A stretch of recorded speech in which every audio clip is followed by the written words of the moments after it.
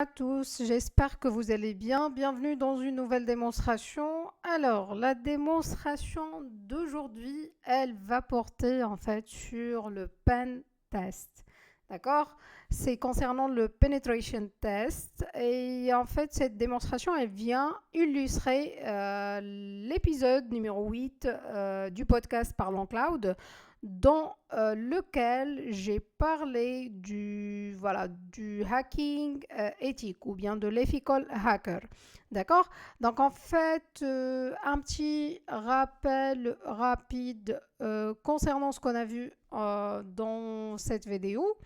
En fait, donc pour cette vidéo, ce qu'on a vu, c'était principalement les différentes étapes d'un hack éthique, d'accord, ou bien d'un hack éthique, voilà, simplement. On l'appelle également un penetration test, d'accord. On va essayer de pénétrer au système, que nous voulons hacker. On va partir de la droite vers la gauche. Donc, on va commencer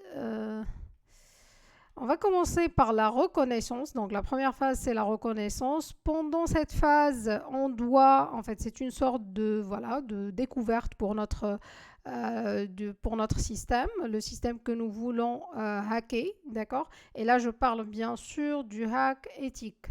Toute autre en fait utilisation pour ces commandes ou bien ces outils, il est considéré comme illégal. Donc voilà, vous serez bien sûr, selon le pays dans lequel vous êtes en train de simuler ces outils, vous serez certainement sanctionné en cas d'utilisation illégale de ces outils. Alors, donc, on va partir par la reconnaissance. Donc, pour la phase reconnaissance, c'est une sorte de découverte, d'accord, pour notre système. Donc, cette découverte, il s'agit, d'avoir l'IP address, par exemple, de la ressource cible ou bien de l'application web cible. On pourra essayer en fait de voir s'il y a une information sur l'hébergeur, s'il y a quels sont les services, d'accord, qui tournent sur l'application, est-ce qu'il y a des ports qui sont ouverts. Donc on va commencer une sorte de première connaissance de quoi il s'agit ce système et qu'est-ce qu'il fait tourner comme service, d'accord. Une fois la phase reconnaissance elle a été terminée, on va commencer à analyser et à chercher les vulnérabilités de ce système. D'accord. Donc pour cela, on peut utiliser la commande dirbuster ou bien ça c'est Nikto. Hein. D'accord. Donc on peut essayer ces deux commandes pour faire le test. Pour la phase de reconnaissance, on peut utiliser la commande nmap ou bien hping. D'accord. Donc pendant la phase d'analyse, on peut utiliser du dirbuster, Nikto. Également, il y a le Zap, d'accord. C'est un outil avec une interface graphique et il est très intéressant. Cet outil, moi je l'ai essayé, d'accord, mais par contre, sur cette machine, je ne l'ai pas testé parce que là, je fais le test, c'est-à-dire le penetration test pour la deuxième fois. La première fois avec la machine Windows sur laquelle il y avait sur laquelle il y a Defender, d'accord, c'était pas possible. À un certain stade, il m'a bloqué et voilà. Je migre vers une nouvelle machine. Également, sur cette machine, je ne vais pas tout réaliser concernant les étapes, d'accord, parce qu'il y a également un problème de versionning, c'est-à-dire il y a des outils pour lesquels il y a des outils que je ne peux pas les installer vu qu'ils n'existent pas pour cette version de macOS.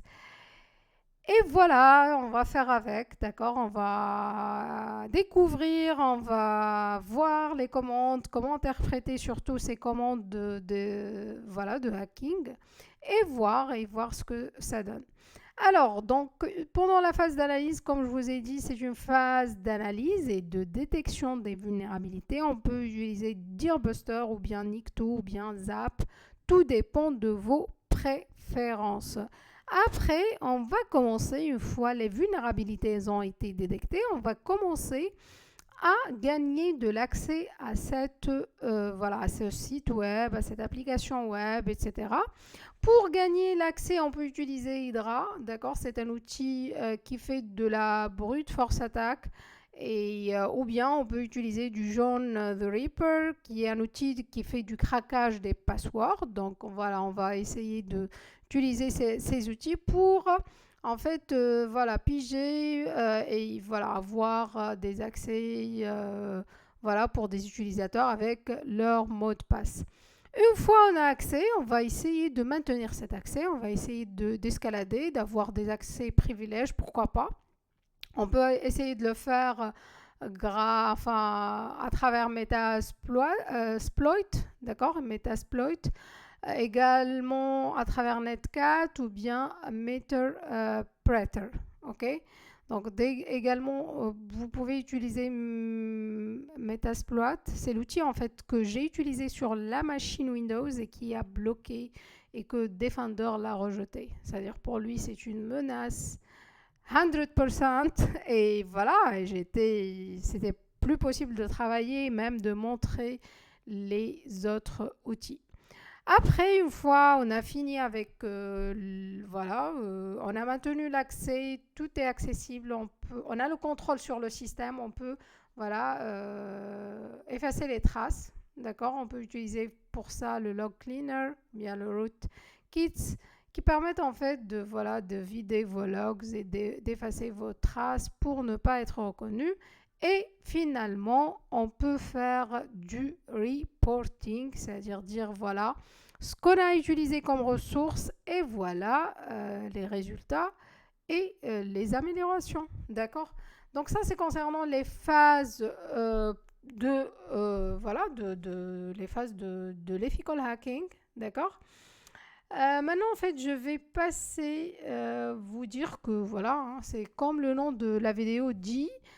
Il s'agit bien de, voilà, bref, j'ai testé pour vous mon site web, d'accord. Donc, j'ai fait un pen test pour mon site web. Pour ceux qui ne connaissent pas, en fait, mon site web, c'est, voilà, drtouraya.com. Et voilà, vous êtes sur le site web, là, c'est le home, voilà, avec les services et tout. Comme service, en fait, on est là pour les services, on est toujours dans les free courses, d'accord. On passera bientôt aux paid courses, c'est-à-dire je vais mettre des formations qui sont avancées, d'accord. Et pourquoi pas bientôt également les premium training, d'accord. Donc ça, c'est concernant les 3 services offerts par notre académie. Pour le menu, vous allez le trouver en haut, d'accord. Ça, c'est le home, ça, les différents types de formations. Là, vous allez passer sur ma chaîne YouTube. Et ici, vous allez retrouver les blogs, c'est-à-dire les carousels et les articles que je suis en train d'éditer et de partager avec vous. Là, c'est About Me, c'est-à-dire me concernant. Et là, pour me contacter, vous allez dans la page Contact. D'accord. Donc, on va commencer par des petits tests voilà, de scan et tout concernant mon site web. So, let's start. Voilà donc. Alors, j'ai commencé par la reconnaissance, comme je vous ai dit.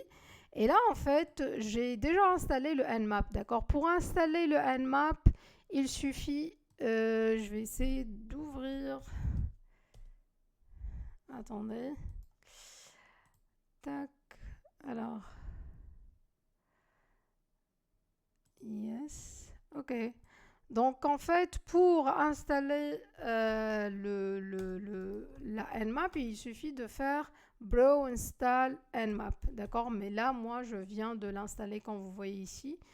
Mais voilà, pour l'installation du paquet Nmap, il suffit d'utiliser la commande bro, d'accord, install.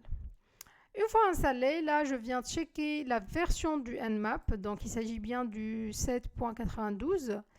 Et après, voilà, qu'est-ce que j'ai fait? Alors, j'ai tapé la commande Nmap avec, ici, en fait, j'ai donné l'adresse IP de mon site web, d'accord, Après, j'ai mis "-sv", c'est-à-dire, voilà, montrez-moi ou affichez-moi les services qui sont voilà, exposés à Internet avec leur version. Ici, également, je demande à Nmap, merci de me préciser l'OS, c'est-à-dire le système d'exploitation.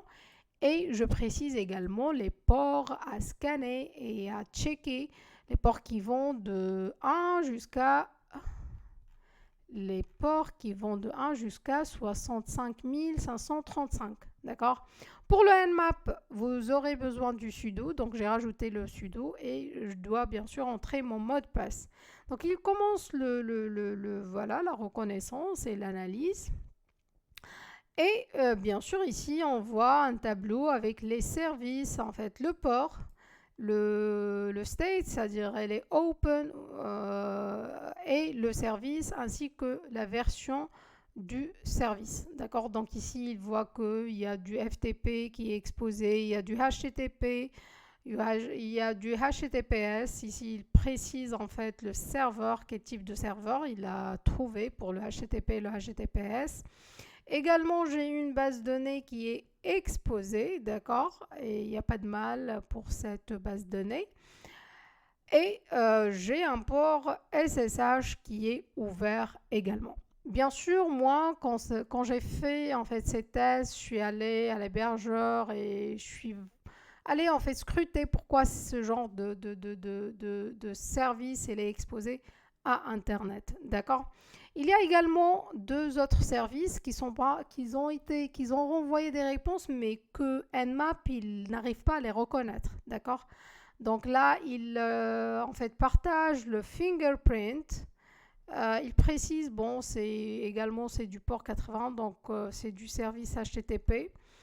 Là, il précise que c'est du 443 avec un fingerprint et voilà, me demande si vous avez reconnu ces fingerprints. Alors, il faut, merci de soumettre ça sur le site de l'Nmap. C'est pour améliorer en fait la reconnaissance des services et voilà le résultat renvoyé par Nmap. Ici, en fait, on voit que, voilà, également pour l'OS, parce que j'ai demandé à ce que, voilà, est-ce que vous pouvez me détecter le système d'exploitation utilisé. Donc là, il me dit que, voilà, il n'a pas pu le détecter à 100%, mais il sait très très bien qu'il s'agit bien de Linux et il m'a mis pour chaque version de Linux combien de pourcentage il prévoit, c'est-à-dire il voit que peut-être à 94%, ça sera un Windows, un Linux 2.6.32, etc. D'accord? Donc ça, c'est concernant le Nmap. Je pense ici également, je vais pas en fait, voilà. Ici également dans le fingerprint, il y a des informations concernant l'hébergeur, chose qui est voilà qu'il faut vraiment cacher, hein, parce que si également le hacker, c'est-à-dire l'attaquant, il arrive à voir en fait chez quel hébergeur vous hébergez votre site web, il peut même faire des attaques customisé. Donc c'est très très intéressant de voir ce qui est ouvert, est-ce que c'est légitime d'avoir ce service qui est exposé à Internet et si c'est possible voilà, de le protéger, il faut le faire. Donc ça c'est concernant la reconnaissance et le Nmap. J'ai les informations basiques sur ce site web. On va passer à la deuxième commande que j'ai utilisée. Cette commande, je l'ai utilisée pour commencer le scan des vulnérabilités. Pour cela, en fait, voilà, j'ai installé... alors, la commande que j'ai utilisée pour ça, c'était Nikto, d'accord, que j'ai installé comme j'ai installé, en fait, voilà, Nmap. Donc, Bro installe Nikto et voilà, il sera capable d'installer tous les packages qui sont nécessaires pour cette commande. Après, pour l'exécuter, alors j'ai écrit Nikto, j'ai précisé également hash j'ai entré le nom de domaine de mon site web. J'ai précisé pour quel port je veux scanner les vulnérabilités, donc c'est pour le port 80. Et également, j'ai précisé où il va mettre cette analyse. J'ai précisé le nom en fait, du fichier texte et également j'ai précisé le format du reporting dont j'en ai besoin. D'accord? Il s'agit bien d'une version de Nikto version 2.5.0. Là, il me donne bien sûr l'IP, d'accord, avec le nom de domaine, le port, ainsi que le ton voilà, du scan. Alors ici, il arrive voilà, à voir c'est quoi le site, enfin le web server, c'est-à-dire le serveur web que je suis en train d'utiliser pour ce site web.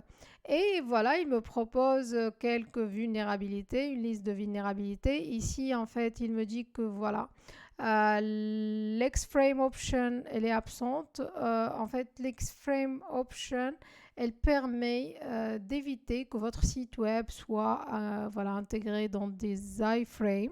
D'accord? Et en fait, ça va éviter tout ce qui est attaque enfin les clickjacking attaques. D'accord? Donc, il sera préférable d'utiliser ce header pour que votre site web ne soit pas inclus dans d'autres iframes. D'accord? Également, en fait, il a détecté deux headers qui sont voilà, exposés. Un header pour la plateforme, donc il arrive à voir chez qui en fait j'héberge mon site web, et un header panel avec une précision de quel type de panel je suis en train d'utiliser. Et voilà, ces deux informations, normalement, ils doivent être cachées. Quoi encore? Donc également, en fait, il me précise que voilà, le header X content type option, il n'est pas set, il n'est pas initialisé. Et en fait, ça va aider, enfin, ça va pas aider à afficher l'interprétation correcte du site web. Donc, il vaut mieux insérer, préciser le type mime utilisé par mon site web. Sinon, il faut s'attendre à une attaque genre, voilà, on renvoie du contenu non prévu. D'accord? Il faut bien préciser le type mime de votre site web et utiliser pour ça, initier la commande, le header xContentType option. Également, en fait, il y a voilà, des e-tags qui sont exposés, d'accord, à travers les images. Et peut-être ça aidera dans quelques hacks, c'est-à-dire de rassembler des informations voilà, concernant le serveur. D'accord. Également, il met en fait le code de la voilà, vulnérabilité CVE, d'accord, qui est relatif à ces tags. Ici, il a rencontré des erreurs, il n'arrive pas à avoir voilà, des réponses en fait HTTP qui ont échoué. Ça peut être à cause du firewall, c'est-à-dire ils n'ont pas abouti ces scans, le Nikto. Et voilà, le scan il a été terminé avec 20 erreurs, donc on comprend qu'il y a un blocage quelque part. Il n'a pas en fait pu faire tout le scan. Et voilà, donc ça a un petit rapport, d'accord, avec donc ici on retrouve toutes les vulnérabilités détectées. On peut utiliser ça, en fait, ce rapport indiqué dans la commande au départ comme voilà, pour le reporting à la fin et pour proposer également des améliorations pour notre site web. Donc ça, c'est concernant la commande Nikto. D'accord? Voilà, la commande également, elle va détecter les vulnérabilités qui existent. La commande, c'est bien la commande Dearbuster, d'accord? Et en fait, Dearbuster, contrairement à Nmap ou bien Nikto, c'est un outil avec interface graphique. Donc voilà, ça change un peu, d'accord. Également, c'est un outil voilà, de l'OASP. L'OASP qui est une communauté, The Open Web Application Security Project. C'est un projet, une communauté qui travaille sur la sécurité des applications web. Donc vous pouvez faire partie de cette communauté et participer à ce qu'elle fait. Elle est connue également par le classement des 10 risques, en fait, voilà, les plus connus dans tout ce qui est attaque web. Donc voilà ces 10 risques, d'accord. Pour l'interface graphique, donc il se présente comme une interface graphique. Ici, quand vous voyez, en fait, voilà, vous aurez besoin de l'adresse IP du site web que vous voulez, en fait, pour lequel vous voulez chercher les vulnérabilités. Donc vous mettez HTTP et voilà le nom de domaine ou bien l'adresse IP. Et vous pouvez bien sûr préciser le port également. En fait, la requête, elle peut travailler en mode get, d'accord, seulement, ou bien en mode switch, c'est-à-dire entre head et get. Moi, je l'ai utilisé en mode get. Également, en fait, Dearbuster, c'est une application Java, d'accord, donc elle travaille en mode thread. Donc ici, vous pouvez bien sûr, en la lançant, c'est une suite de brute force. Donc voilà, vous pouvez laisser, enfin par défaut, on a dit thread, d'accord. Si vous voulez la faire fonctionner d'une façon rapide, vous pouvez cliquer ici sur Go Faster pour lancer plus de threads. Voilà, elle travaille également en mode récursif, d'accord. Et pour le répertoire, j'ai mis la source, d'accord. Et pour les types de fichiers, il faut savoir qu'elle va vous chercher la liste des fichiers en fait cachés, d'accord, qui existent mais qui sont cachés, d'accord. Donc ici, vous lui mettez les extensions des fichiers que vous voulez retrouver. Donc PHP, vous pouvez rajouter HTML, TXT, CSS, ça dépend. D'accord. Après, vous cliquez sur Start. D'accord. Dans mon cas, ça c'est le résultat. Donc il a renvoyé voilà, un 403 pour la source. Sinon, il m'a renvoyé une liste de répertoires, de fichiers plutôt, d'accord. Bon, heureusement, j'ai pas de 200, mais j'ai un 301.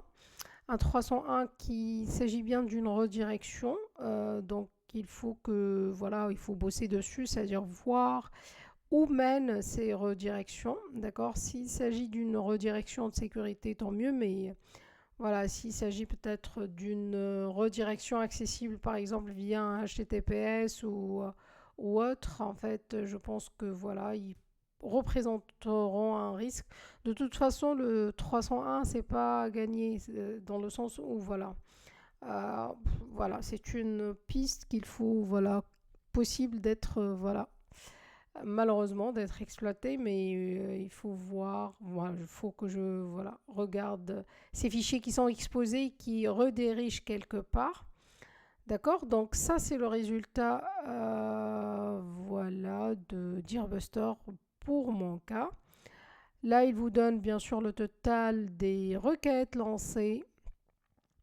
Et voilà, donc c'est ça.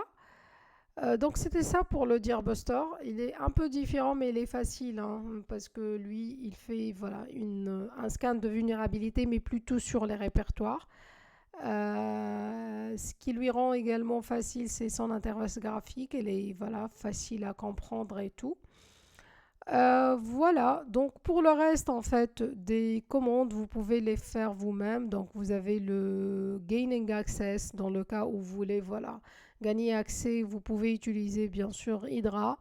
Pour ce qui est brute force, également vous pouvez utiliser le genre The Reaper pour tout ce qui est craquage de mot de passe. D'accord. Et pour maintenir l'accès, moi, voilà, c'est là où il a planté l'autre fois la démonstration, elle a planté à ce niveau. Quand j'ai installé le Metasploit, en fait, il a bloqué l'ordinateur. C'est en fait le Defender qui a bloqué le test. Donc, c'était plus possible de continuer le test. Pour cette démonstration, je ne vais pas prendre le risque, encore une fois, hein, avec le Metasploit ou Metasploit, d'accord. Mais vous pouvez le tester également, vous pouvez utiliser Netcat ou autre. Et après, voilà, pour effacer vos traces, pouvez utiliser le log cleaner ou bien le rootkits et finir par écrire votre rapport, présenter votre résultat et surtout en fait faire les interprétations et les recommandations nécessaires. Donc c'était ça pour cette démonstration, c'était court, d'accord, c'était clair, je suppose. N'hésitez pas à me poser vos questions, à partager avec moi vos expériences surtout de hacking. J'espère qu'ils seront toutes des expériences de l'ethical hacking. Voilà, je vous ai mis un disclaimer ici pour dire que voilà, toute utilisation de ces commandes hors voilà, le consentement de la personne qui détient l'application web, ça sera une voilà, il s'agit bien de voilà, d'une action illégale et ça peut voilà, hein, vous serez sanctionné pour ce que vous faites, voilà, si c'est légal bien sûr. Voilà, je vous dis à très très vite et bye bye.